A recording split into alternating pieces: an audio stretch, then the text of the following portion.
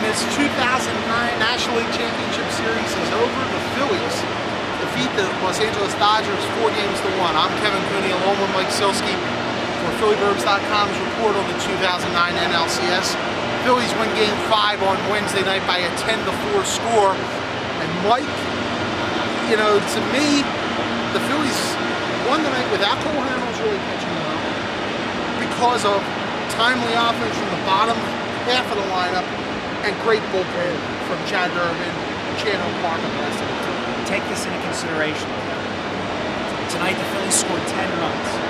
Neither Chase Utley nor Ryan Howard got a hit. 3 big early hits in the game. Jason Ward's 3-run home run, Pedro Feliz's solo home run to give him a 2-run lead back, and Raul Ibanez's RBI double to make it a 5-2 game. All 3 hits by guys who were hitting 143 or less coming into tonight's game. It displays a balance in the lineup that makes the Phillies the best team in the National League. And what to me was astonishing was the fact that they really kept pulling away. This is the way the season has gone. Whenever a team got close, Dodgers got close a couple times tonight. Cut it to 3-2 after a trip out, giving up the 3 runs, or again, the 3 runs. The Phillies extended the lead out. Cut it back tonight to 6-3. Phillies extended the lead out to 8-3. Even in the 8th inning, when you think this game is pretty much over after Ryan Madson comes in and kind of slams the door on Casey Blake, they find a way to get a couple more runs. This is just what this team has done all season long. Yeah, it absolutely is. And you made a great point about Chad Durbin. He was the most important pitcher tonight for either team. He comes in and gets, you know, like they say in Major League, you get the, this guy's the ad you've been waiting your whole life for. Well, Manny Ramirez was that for Chad Durbin tonight. 2-on, Manny represents the tying run.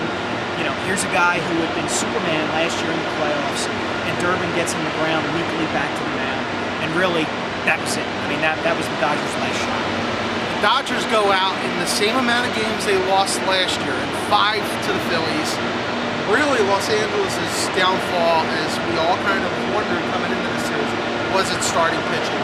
Even tonight, Vicente Padilla, who is the only guy who got a win in this series, really shaken in the first inning, especially on the work at bat. He threw off fastballs. It was amazing to me how he got away with throwing off fastballs until Ward tagged. Well, one correction, Padilla did not get the win in Game 2. He pitched very well. Pitched very well. He was not the right. pitcher.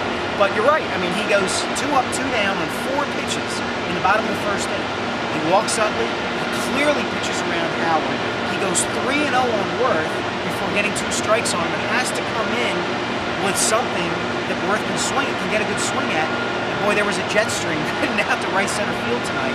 And you're right. The difference in this series was the Dodgers starting pitching.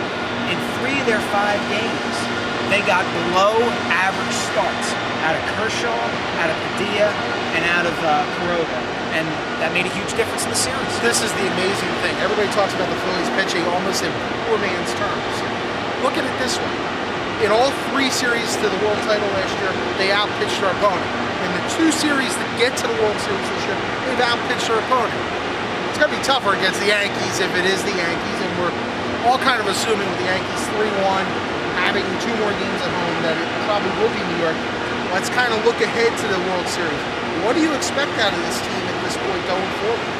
I would expect them to be a very difficult team to beat for either the Yankees or the Angels. To me, the one clear advantage that the Yankees would have would be Mariano Rivera in ninth.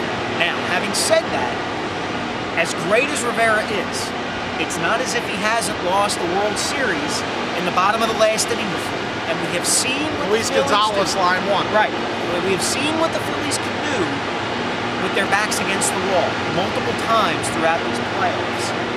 If the Yankees, as we all assume they're going to do, advance to the World Series, I think it would be one of the best World Series we've had in a long time. It's basically irresistible force meets immovable object. If you look at the position by position breakdown, forget the pitching, look at position by position.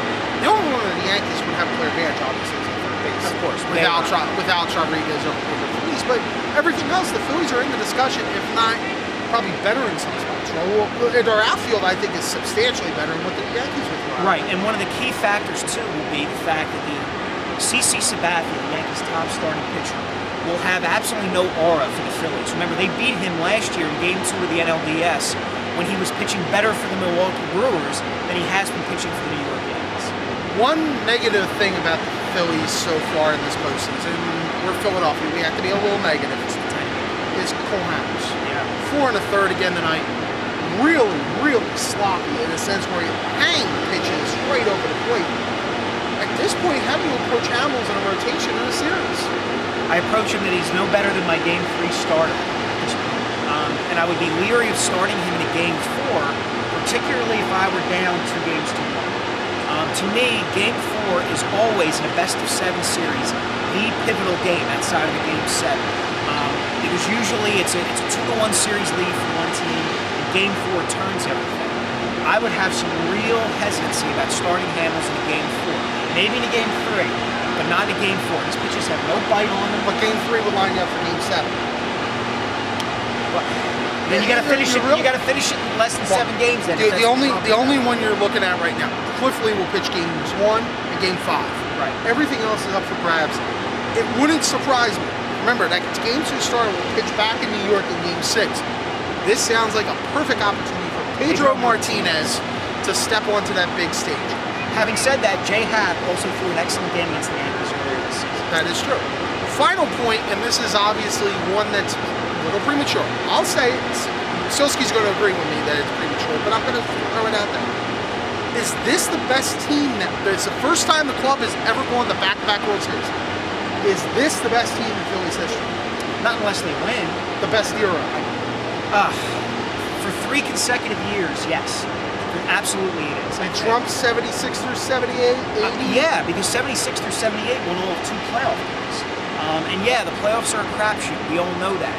But you look at the way this team wins games, what it has done to get back to this point, what it's had to put up with.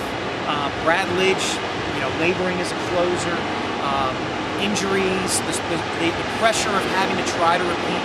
And they've gotten back. First team in 15 years, 13 years to get back.